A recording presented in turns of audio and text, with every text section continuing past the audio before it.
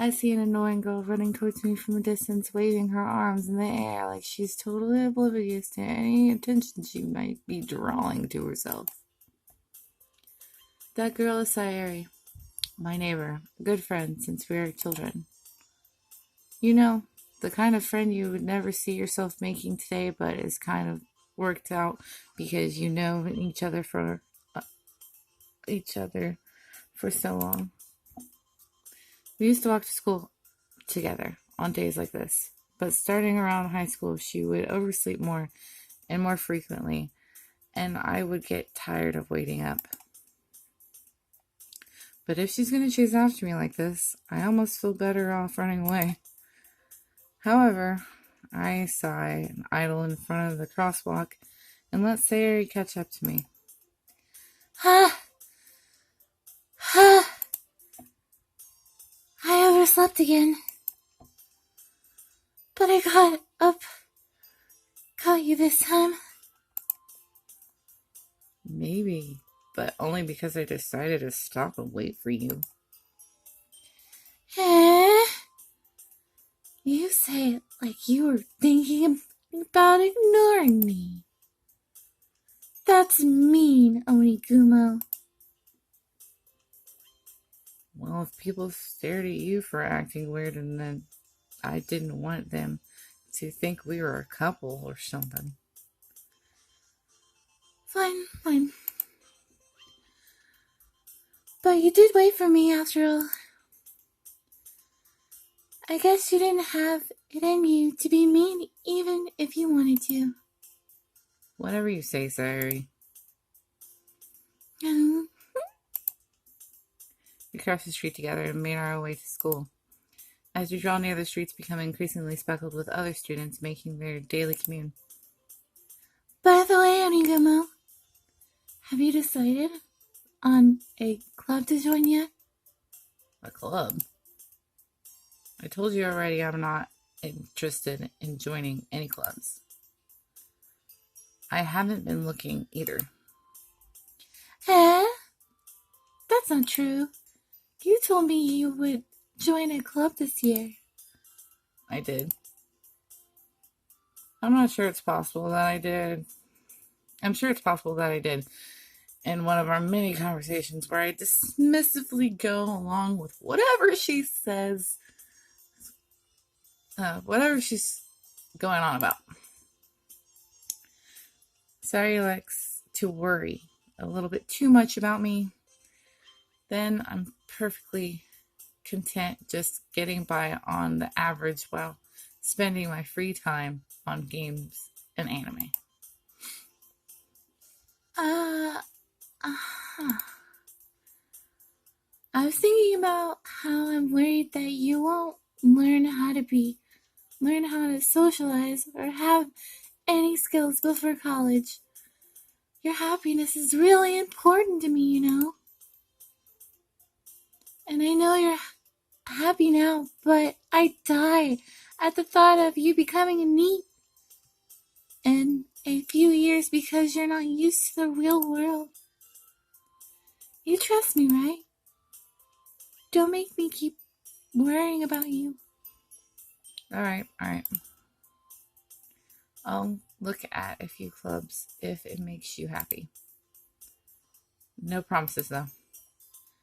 Will you at least promise me that you'll try a little? Yeah, I guess I'll promise you that. Yay! Why do I let myself get lectured by such a carefree girl? More than that, I'm surprised I even let myself meet to her. I guess seeing her worry so much about me makes me want to ease her mind a little. At least a little bit. Even if she does exaggerate everything inside of her head. The school day is as ordinary as ever. And it's over before I know it. After I pack up my things, I stare blankly at the wall looking for an ounce of motivation. Clubs. Sari wants me to check out some clubs. I guess I have no choice but to start with the anime club. Hello! That was a terrible fairy, Zelda fairy impersonation. Sayori? Sorry, I must have come into the classroom while I was spacing out. I looked around and realized that I'm the only one left in the classroom.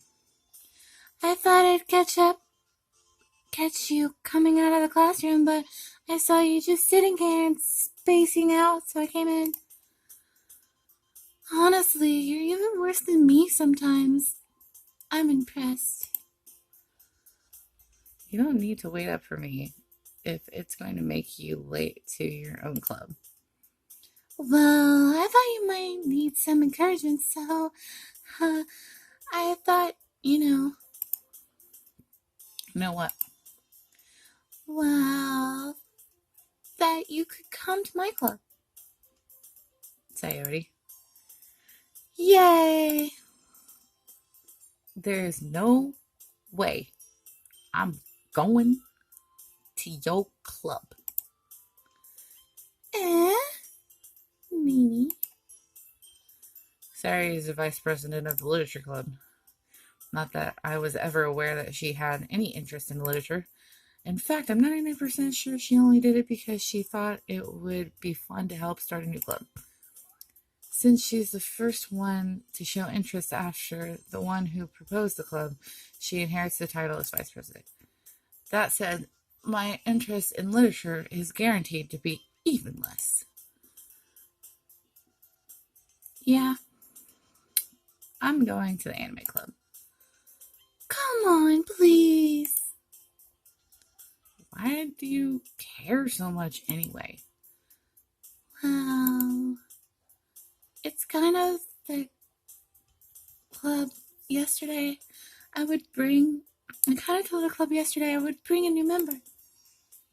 And Natsuke made cupcakes and everything. Don't make promises you can't keep. I can't tell if Sayori is really that much of an airhead or if she's so cunning as to have planned all of this out.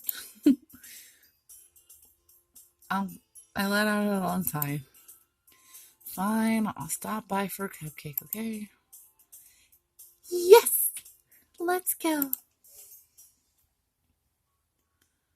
And thus, today marks the day I sold my soul for a cupcake. Bum, bum, bum. I dejectedly follow Sayori across the school and upstairs to a section of the school I rarely visit, being generally used for third-year classes and activities. Sayori, full of energy, swings open the classroom door like da-da-da-da, cookies. I mean that. The new member is here. I told you, don't call me a new member.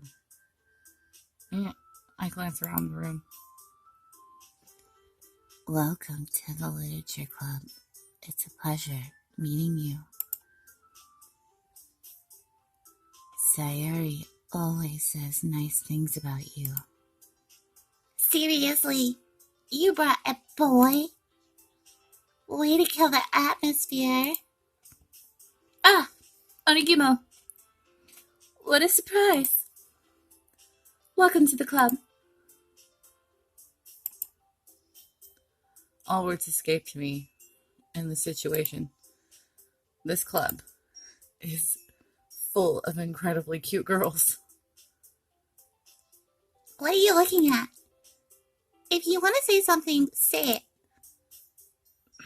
Sorry. Natsuki. The girl with the sour attitude, whose name apparently is Natsuki, is the one I don't recognize. Her small figure makes me think she's probably first year. She is also the one who made cupcakes, according to Sayori. You can just ignore her when she gets moody. Sayori says quietly into my ear, then turns back to the other girls. Anyway, this is Natsuki. Always full of energy.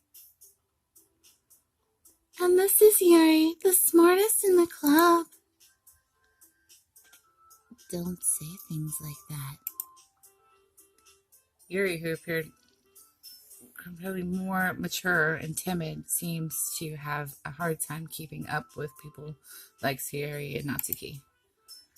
Oh well, it's nice to meet both of you. And it sounds like you already know Monica.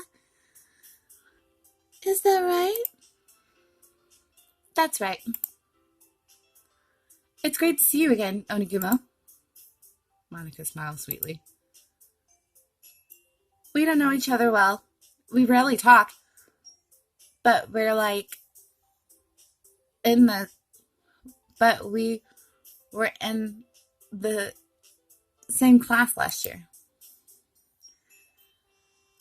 Monica was probably the most popular girl in class. Smart, beautiful, athletic. Basically, completely out of my league. So having her smile at me so generally feels like you too, Monica. Come sit down, Oniguma. We made room for you at the table so you can sit next to me or Monica. I'll get the cupcakes. Hey, I made them. I'll get them. Sorry, I got a little too excited. Then how about I make some tea as well?